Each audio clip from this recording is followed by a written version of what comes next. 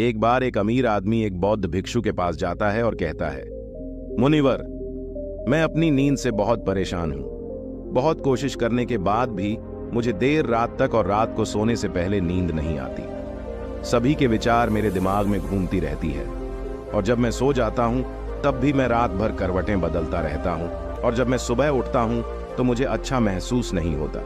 मैं थका हुआ और बेचैन महसूस करता हूं। कृपया आप मेरी इस समस्या का कोई समाधान बताएं। बौद्ध भिक्षु ने कहा, इससे पहले कि मैं आपको आपकी समस्या का समाधान बताऊं, मैं आपको गौतम बुद्ध की गहरी नींद के रहस्य के बारे में एक छोटी सी कहानी बताना चाहता हूं। उस आदमी ने कहा, जैसी आपकी इच्छा, मुनिवर बौद्ध भिक्षु कहने लगे। तथागत गौतम बुद्ध जब सोते थे तो पूरी रात उसी अवस्था में रहते थे, कभी करवट नहीं बदलते थे। रात को जिस अवस्था में सोते थे सुबह तक उसी अवस्था में रहते थे। गौतम बुद्ध का एक शिष्य आनंद था जो अक्सर उनके पास ही सोता था। आनंद को यह बात बहुत परेशान करने वाली थी कि गौतम बुद्ध पूरी रात उसी भौतिक अवस्था में कैसे बिता सकते थे। जब भी रात में आनंद की आंख खुलती थी, इसलिए वह हमेशा से जानता था कि गौतम बुद्ध एक ही अवस्था में सोए हुए हैं। ये बात उसके मन में कई सवाल पैदा करती थी, लेकिन एक दिन भिक्षु आनंद अपनी जिज्ञासा को रोक नहीं सका और वह गौतम बुद्ध के पास गया। आधी रात में उसने गौतम बुद्ध को जगाया।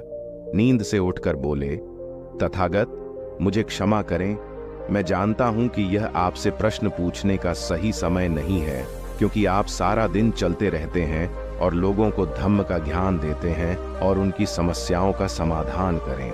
लेकिन मेरी जिज्ञासा इतनी बढ़ गई है कि मैं सुबह तक इंतजार नहीं कर सकता, इसलिए कृपया मेरे प्रश्न का उत्तर दें और मेरी जिज्ञासा को शांत करें। भिक्षु आनंद ने आगे कहा, मैं पिछले 20 वर्षों से आपके साथ हूं और देख रहा हूं कि आप पूरी रात एक ही अवस्था में बिताते हैं, जरा सा भी हिलते नहीं हैं। तो क्या आप सच में सोते हैं या नहीं सोते हैं? बिल्कुल। गौतम बुद्ध आनंद की ओर देखकर मुस्कुराए और बोले, मैंने अपने लिए सोने की सही स्थिति ढूंढ ली है।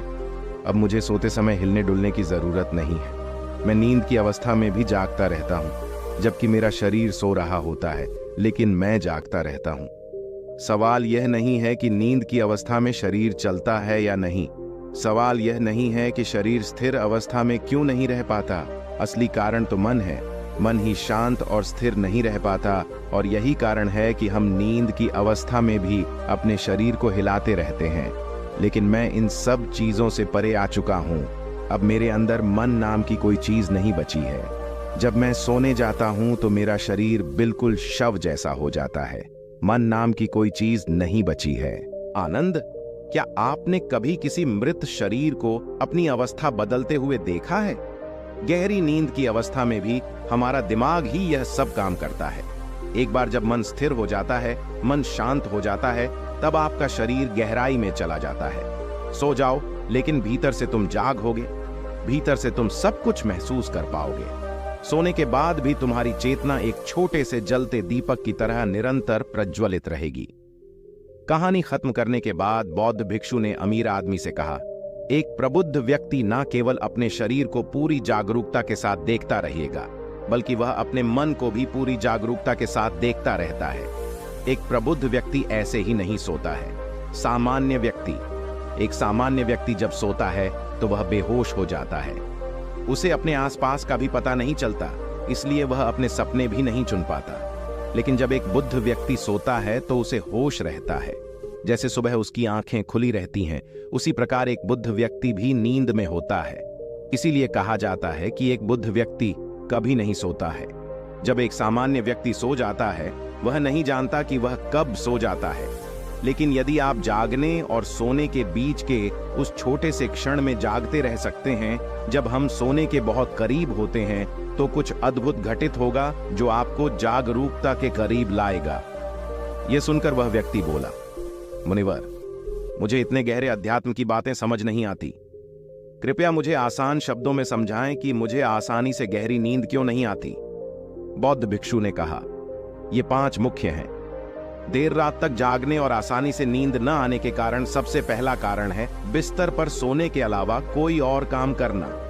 जैसे कई लोगों की आदत होती है कि वो बिस्तर पर ही खाना खाते हैं, वह बिस्तर पर ही पढ़ाई करने बैठते हैं और ऐसे कई काम वह अपने बेडरूम में ही करते हैं। शयन कक्ष का अर्थ सोने का स्थान होता है, लेकिन लोग इसका उपयोग अन्य कार्यों के लिए भी करते हैं, जिसके कारण हमारे मस्तिष्क में शयन कक्ष का कोई निश्चित अर्थ नहीं होता है। इसलिए जब हम बिस्तर पर सोने जाते हैं तो हमारा मस्तिष्क इसे पूरी तरह से स्वीकार नहीं कर पाता है कि अब हमें सोना पड़ेगा, क्योंकि तुमने एक ही जगह पर दूसरे काम करने की आदत बना ली है। दोस्तों, अगर हम आज के समय के हिसाब से बात करें तो हम बिस्तर पर लेटकर भी फोन पर बात करते हैं, बिस्तर पर बैठकर ऑफिस का काम भी करते हैं, चाहे वह फिल्म देखना हो, खाना खाना हो, वीडियो गेम खेलना हो या गपशप करना हो। आजकल लोग अपना ज्यादातर समय बिस्तर पर लेटे हुए बिताते हैं, जिसके कारण हमारे दिमाग में बिस्तर अब सिर्फ सोने की जगह नहीं रह गया है। और यह एक बड़ा कारण है कि जब हम बिस्तर पर जाते हैं तो घंटों तक नींद नहीं आती।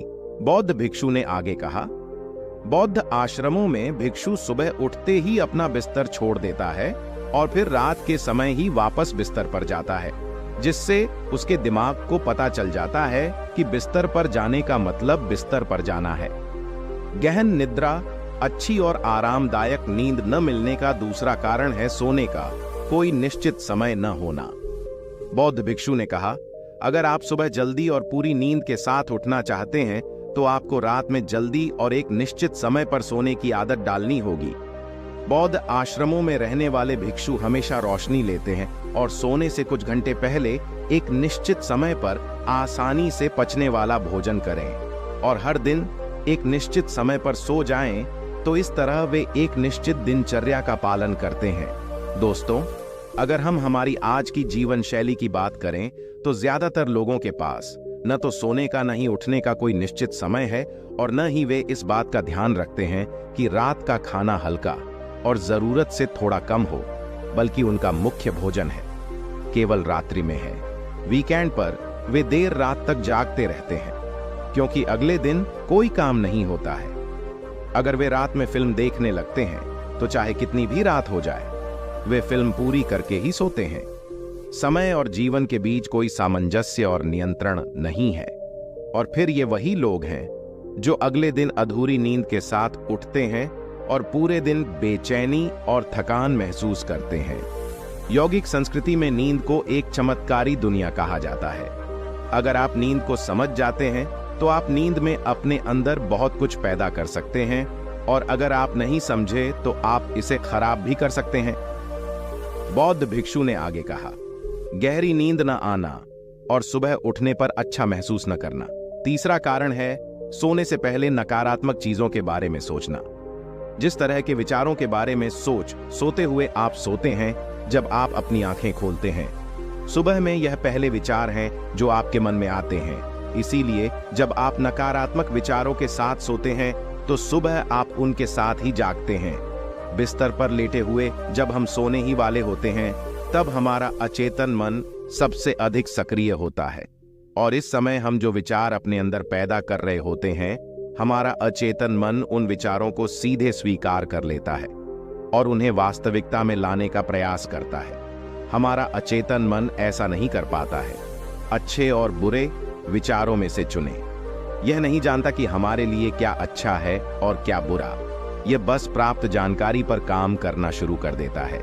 इसलिए हमें सोते समय अपनी समस्याओं और नकारात्मक विचारों के बारे में सोचने की बजाय उन अच्छी बातों और चीजों के बारे में सोचना चाहिए जिसे हम अपने जीवन में पाना चाहते हैं। हमेशा रात को सोने से पहले और सुबह उठने के बाद उन बातों के बारे में सोचें जो आपके जीवन में सकारात्मक बदलाव ला सकती हैं। अच्छी और गहरी नींद न आने का चौथा कारण है गलत तरीके से सोना। बौद्ध भिक्षु ने कहा, आपने सुना होगा कि भारत में अक्सर कहा जाता है कि उत्तर की ओर सिर करके नहीं सोना चाहिए। ऐसा इसलिए है क्योंकि जब हम उत्तर की ओर सिर करके सोते हैं तो पृथ्वी के चुंबकीय खिंचाव के कारण हमारे शरीर का बहुत सारा खून मस्तिष्क की ओर जाने की कोशिश करता है, और इसका कारण मस्तिष्क में पाई जाने वाली नसें बहुत पतली हो जाते हैं। इनके फटने का खतरा बढ़ जाता है, और अगर कोई व्यक्ति बहुत बूढ़ा और कमजोर है तो उसकी मृत्यु भी हो सकती है। लेकिन आमतौर पर जो लोग उत्तर दिशा की ओर सिर करके सोते हैं, जब वे सुबह उठते हैं तो उनके सिर में तनाव महसूस होता है और वे पूरी रात बेचैनी में या करवटें बदलते हुए बिताते हैं। दूसरी गलती जो लोग अपने सोने की स्थिति में करते हैं वह यह है कि वह बस किसी भी तरह सो जाते हैं। उन्हें इस बात से कोई फर्क नहीं पड़ता कि उनकी रीढ़ की हड्डी सीधी है या नहीं। लोग अक्सर पेट या किसी भी चीज के बल सोते हैं, जबकि हमें कोशिश करनी चाहिए कि या तो हम सीधे सोएं या फिर बाईं ओर करवट लेकर सोएं। इससे शरीर के अंगों पर अतिरिक्त दबाव नहीं पड़ता है। सोते समय बहुत मोटे गद्दे का प्रयोग न करें, क्योंकि इससे आपकी रीढ़ की हड्डी झुक जाती है और गहरी नींद में बाधा आती है। इसके अलावा ज्यादा मोटे तकिए का इस्तेमाल न करें, इससे आपकी गर्दन ज्यादा मुड़ती है और शरीर में तनाव महसूस होता है और इससे आपकी गहरी नींद में बाधा उत्पन्न होती है। देर रात तक नींद न आना और रात भर नींद में बेचैनी का पांचवा कारण है अधिक मात्रा में और देर से पचने वाले खाद्य पदार्थों का सेवन करना। अगर आप रात के समय घुटन भरे और अत्यधिक तैलीय पदार्थों का सेवन करते हैं तो इससे हमारी नींद में भी खलल पड़ता है, क्योंकि इन पदार्थों को पचाने में बहुत अधिक समय और ऊर्जा लगती है।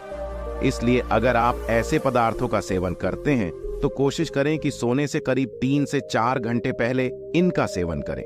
व्यक्ति ने कहा, मुनिवर, मैं यह तो समझ गया कि गहरी और आरामदायक नींद न आने के क्या कारण हैं, लेकिन अब क्या आप कुछ ऐसे उपाय बता सकते हैं जिन्हें करने से हमें गहरी नींद लेने में मदद मिलती है?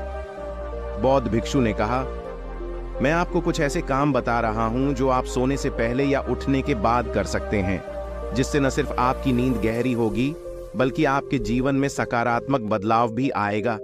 और ये सभी काम आपको नहीं करने चाहिए। आप इनमें से जो भी 2 से 3 कार्य आपके लिए उपयुक्त हों वह कर सकते हैं।